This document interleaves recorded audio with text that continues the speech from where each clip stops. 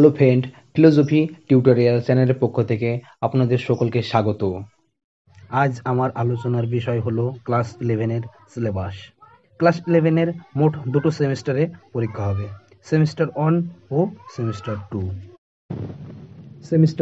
Semester 1-এ দুটো unit নিয়ে আলোচনা করা হয়েছে। ইউনিট 1-এ আছে ইন্ট্রোডাকশন টু ইন্ডিয়ান ফিলোসফি, অর্থাৎ ভারতীয় দর্শনের ভূমিকা।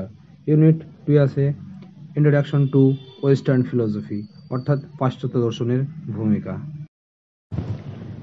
Introduction to Indian philosophy, introduction to Indian ফিলোসফির যে সকল টপিকগুলো আছে সেগুলো হলো: 1. দর্শন শব্দের অর্থ। 2. ভারতীয় দর্শন সম্প্রদায়গুলির শ্রেণীবিভাগ। 3. জ্ঞান লাভের 6টি পদ্ধতি, প্রমাণ সম্পর্কে ভারতীয় তত্ত্বসমূহ। 4.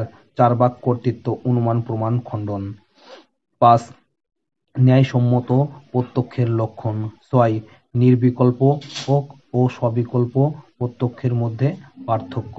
7. ন্যায় দর্শনের অনুমান সম্পর্কে বক্তব্য, যেমন অনুমিতির লক্ষণ, পক্ষ, সাধ্য ও হেতুর ধারণা, ব্যাপ্তির স্বরূপ।